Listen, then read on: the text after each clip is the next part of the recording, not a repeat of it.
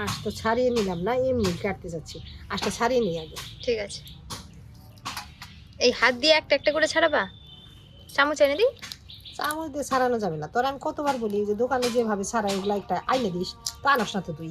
আনবো আনবো, আমি খুঁজেও পাই না, চোখে চোখে না থাকি, হাটের মধ্যেও খুঁজে পাই না। তাহলে মাছওয়ালার কাছে জিজ্ঞেস করতে হবে ওরা কোথায় ওরা বানায়, অর্ডার দিয়ে বানায় না। ওরা নিজেরাই বানায়।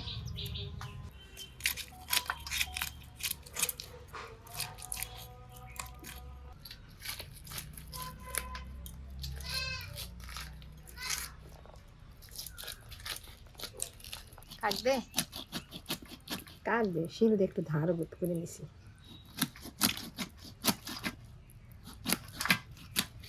আমি তো কাটিয়ে আনতাম, তোর জন্য আমি কাটিয়ে আনি না। ওই বাজার থেকে যদি কাটিয়ে আনতাম, আঁশ ছাড়ানোর সময় ওরা উপর থেকে তেলটা ফেলে দিত। খুবই তো তেল খেতে পছন্দ করে। এই যে মা একটা একটা করে আঁশ ফেলছে। তাতেও শান্তি, তুই তেল খেতে পছন্দ করিস, তুই খাবি, তখনই ভালো লাগবে।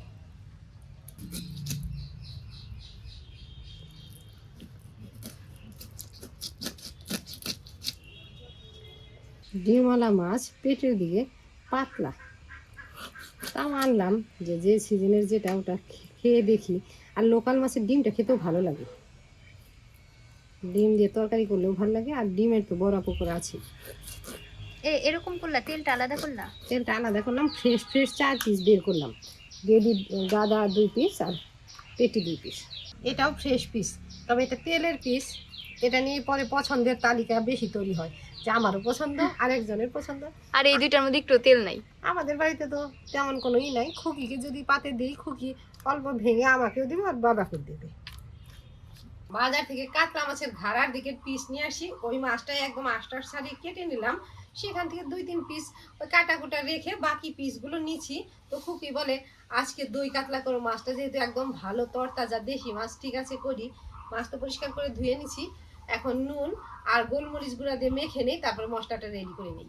5 পিস মাছ নিচ্ছি, নুন ছড়িয়ে দিলাম, কালো গোলমরিচ গুঁড়াও দিলাম। এখন একটু ঝাঁকিয়ে নিই।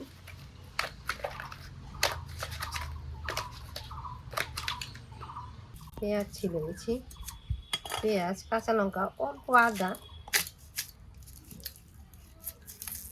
আমি অযথাই ছোট পেঁয়াজটা কাটলাম, বড় পেঁয়াজটাতে হয়ে যেত। উনান জ্বালিয়ে উনানে কড়াইটা বসালাম। এই পেঁয়াজটুকু বাটবো, এখানে রাখলাম। অল্প আদা, কাঁচা লঙ্কা, পেঁয়াজ একসাথেই বাটবো, থাক এখানে। এখন কড়াইতে সর্ষের তেল দিই, মাছ ভাজবো। তবে মাছ ভাজার আগে অল্প পেঁয়াজের বেরেস্তা ভেজে তুলে নেব।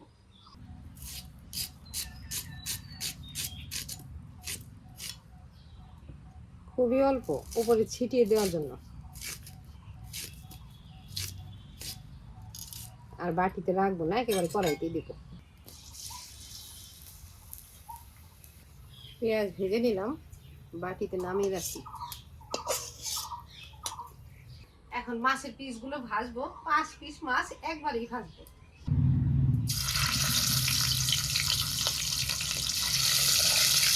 পেটি 3 পিস, গাদা 2 পিস।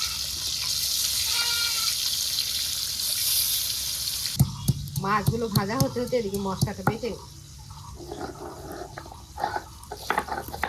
আদা থেঁচে নিলাম,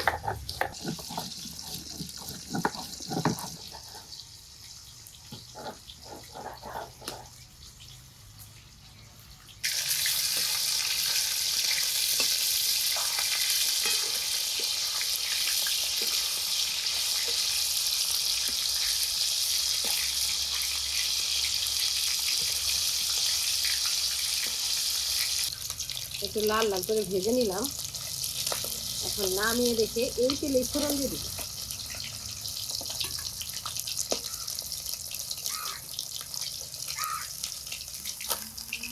ফোড়ন দেবো তেজপাতা, গোটা জিরে, গরম মশলা। তেজপাতা দিয়ে গরম মশলা জিরে দিয়ে দিলাম। এখন বাটা মশলা দিই, পেঁয়াজ, কাঁচা লঙ্কা, আদা বাটা।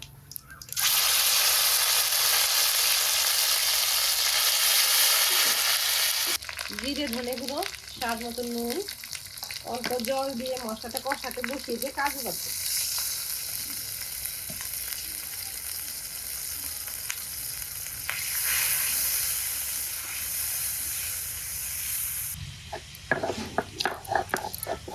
কাজু বেটে টক দইয়ের সাথে মিশিয়ে ফেটিয়ে দিয়ে দিন কড়াইতে।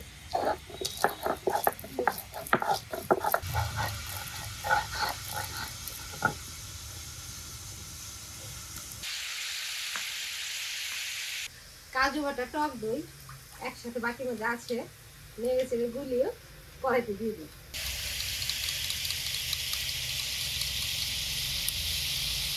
কষানো মশলার উপরে এখন দিয়ে দিই এটা। নেড়ে চেড়ে সবকিছু একটু কষিয়ে নিয়ে ঝোলের অল্প জল দিব। ভালোভাবে কষিয়ে নিলাম, মশলা থেকে তেল ছেড়ে দিয়েছে, এখন ঝোলের জন্য অল্প জল দিই। বাস, আর দেব না। ঝোলটা বলক এসে গেছে, এখন ভাজা মাছ দেব।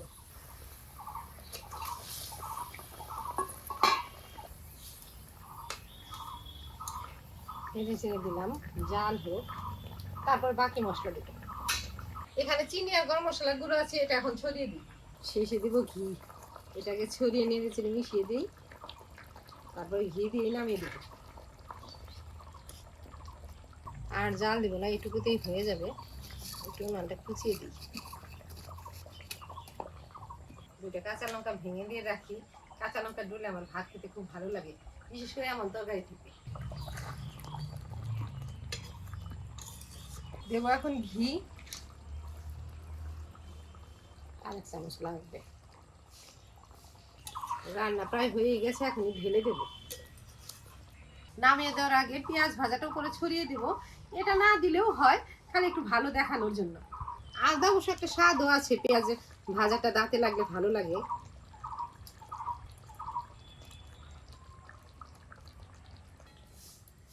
ঢেলে দিই।